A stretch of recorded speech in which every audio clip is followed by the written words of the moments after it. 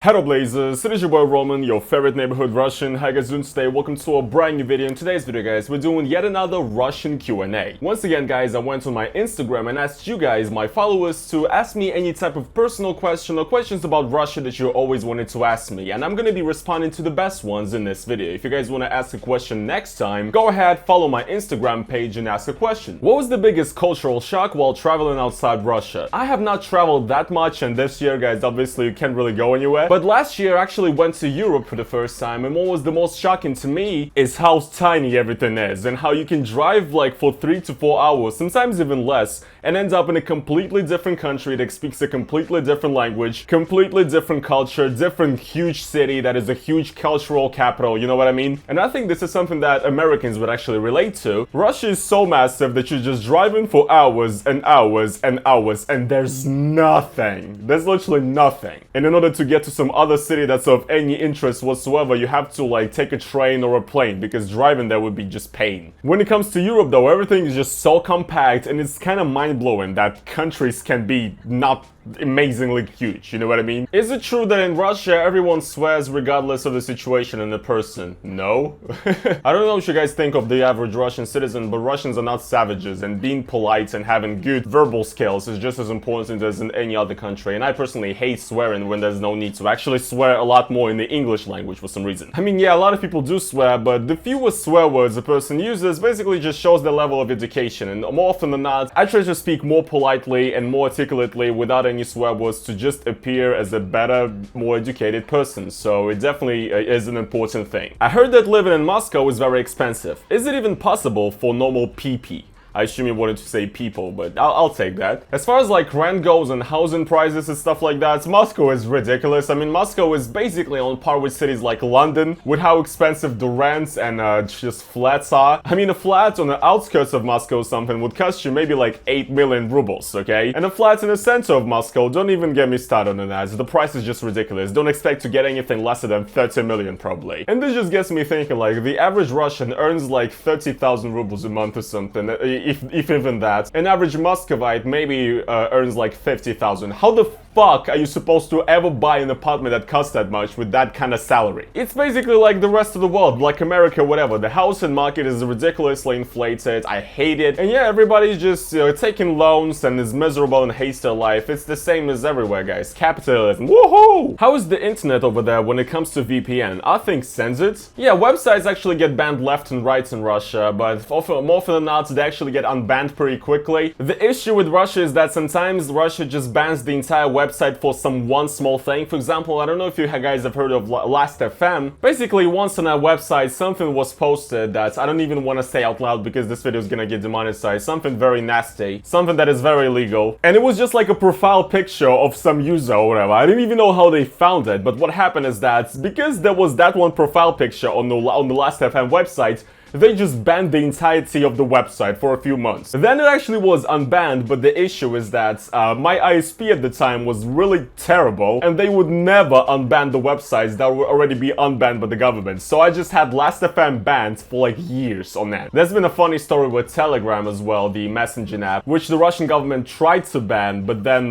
basically what happened is that the Russian government understood that there was no way that they actually could track anybody who actually banned Telegram, because it's like very sophisticated against stuff like that, and so they decided like, okay, we're gonna unban it, screw you guys, you win. But yeah, a lot of websites that a lot of people that work with stuff like Bitcoin and stuff like that, I personally have never used cryptocurrency at all, but people that do a lot of internet work dealing with cryptocurrency and stuff like that, they find it very difficult to be in Russia, and all of them have to use VPNs and stuff. So yeah, a lot of stuff is banned, and for a lot of people who work online especially, having a VPN is basically an absolute necessity. Now here's the question that I really wanted to discuss actually for a bit now, and actually I'm glad that people asked me this. How liberal is Russian university culture compared to Western universities or the rest of Russia? And this is actually very funny. Here's a little anecdote, here's a little story. If you've been following my channel for a very long time, you obviously know that my political views and my stances on a lot of issues have pretty much changed over the past 4 or 5 years. I've always been a progressive, I was never really a conservative or anything. However, back in like 2016, I would say I was definitely on the entire anti-SJW,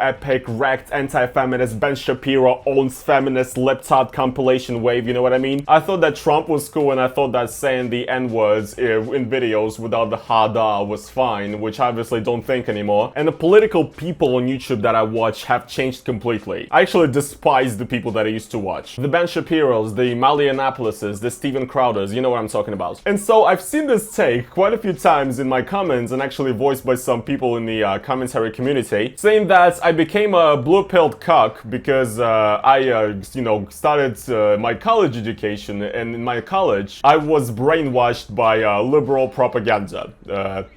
Because as you guys know, nobody ever grows as a person or changes their conviction because they're presented with evidence. So no, cool, it's a cool take, but the problem is that Russian universities are not what you think they are. I mean, guys, again, I don't come from Moscow or St. Petersburg or any of the more progressive cities in Russia. I can specifically talk about my experience in my university in my city of Chelyabinsk, Russia. But honestly, I feel like it would not be much better in Moscow or St. Petersburg either, given the fact that how government-controlled those universities are, right? If anything, Russian universities are conservative as hell, and not only are woke issues of like feminism and LGBT and trans people ever discussed there, but honestly, in fact, Russian universities do quite a lot to like oppress wokeness. I mean, for example, in my university in particular, they had like they forced teachers to like talk with us about the fact that we should not visit anti-governmental demonstrations and like anti-Putin demonstrations because those demonstrations are like not approved by the government or whatever, and it's against the law. And obviously, I mean, it's technically against the law, but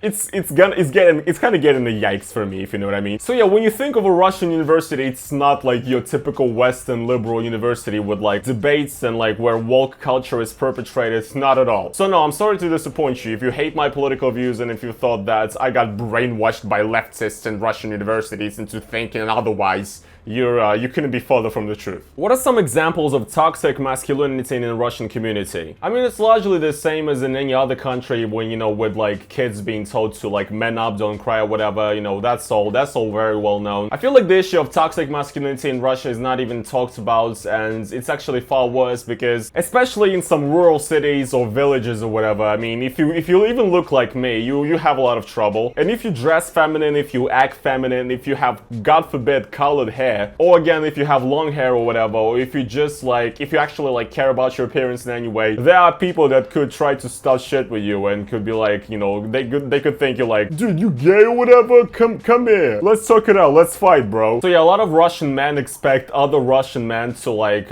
be masculine and only wear tracksuits and be bald and not care about the looks. So I think that is what toxic masculinity is in Russia, you know, expressing yourself and being flamboyant or feminine in any way or looking different is usually met with a lot of scrutiny, and people could make fun of you, people could point fingers at you, give you dirty looks. I wouldn't say I really face it, but I definitely do get some weird looks here and there, and like kids pointing fingers at me in public. I don't know why. I don't even think I look that weird or anything. But yeah, I guess that's what toxic masculinity in Russia is. It's when a man is expected to look only this like one way, and you can't be anything otherwise because then you're gay, bro. What inspired you to grow your hair long, knowing that could get you negative attention in Russia? I mean, I didn't really decide on it. I mean, I'm a young guy. I was like, I mean, why not? So I'm just grow my hair long to just see how it looks and if I like it. I mean, you know, I'm in a period of formation as a person, you know, why not try something new out? Like, what's the worst that could happen, honestly? Somebody could point a finger at you and say that you look gay. I don't care. And in a way, it's funny to me. And as well, it actually filters out the people that are small-minded, because if a person thinks there's something wrong with me because I have long hair, it's probably not a person I would like to talk to in the first place. I don't want to sound like too enlightened or whatever, but in a way, growing hair in a kind of environment that I live in is kind of a way of a protest and saying fuck you to everything and all the stereotypes that are, you know, roaming around in this city, in this country. It's just self-expression, man. I heard from my family, we Russians living in Germany, that real Russians call us traitors. I mean, yeah, thank you for this example. I've already talked about this in my previous videos about Vatniks, and I was describing Vatniks were like the kind of people who hate everybody that opposes Russia in any way, and also hate people that moved from Russia, even though they encourage people who hate Russia to move from Russia. And those kind of people usually call immigrants traitors to the Russian nation. So like if you immigrated to a different country, you're a traitor to your motherland. You immigrated, you didn't want to live in your own country. How dare you? So yeah, it's just really funny, and I think it kind of stems from jealousy as well, from the fact that some people can get to have a better life than you. But also it's funny because I notice even myself doing it, even though I'm trying not to. But like, for example, when it comes to YouTube, like, you know guys, Life of Boris, or like this Aluna Larionova girl, whatever, I look at them and I'm like, these are Russians, presumably, or like Eastern Europeans, who like make videos about Russia with like Russian memes or whatever, but they live in Western Europe, or like, you know, Eastern Europe, whatever. Like, that Aluna girl is from Germany, I think. Life of Boris is from Estonia, right? And so I'm like, hey, how do you get to make videos about Russia when you don't even live in Russia and you live in a Western European country? You don't know what it's like to be from their hut. So I'm just sitting here mauling, but at the end of the day, like, I mean, who the fuck am I to dictate them what they get to make videos on, and like if they should identify as Russians or not, right? That's kind of hypocritical, because then I'm being just like those people that are calling people that move to a different country traitors. So yeah, it's dumb, it's stupid, and people should stop doing it. And you know, if people do that, just don't pay any attention. It's you that lives in Germany and is having a kick-ass life, and these motherfuckers are stuck in some shithole earning 20,000 rubles per month and more than. You can immigrate to a different country and still have deep passion and love for your motherland, okay? There's nothing wrong with that, and that is completely normal. It's not hypocritical or traitorous at all. And yeah guys, I guess that is going to be pretty much it for today's video. I hope you guys did enjoy it. If you guys did, please make sure to slap the like on this video. Once again guys, go ahead to my Instagram if you want to ask questions next time. And as well guys, if you want to support my channel, once again, make sure to go over to the link down in the description to my Patreon and donate to it. I would gladly appreciate it. It helps me out a lot. And also there's a link to my YouTubes, which you can go ahead and buy my you know, figurine on there, which I designed myself. Use it kind of like a decoration for your home, and also as a way to support me. Anyways guys, thank you so much for watching this video, and I will see you guys in the next one. Peace.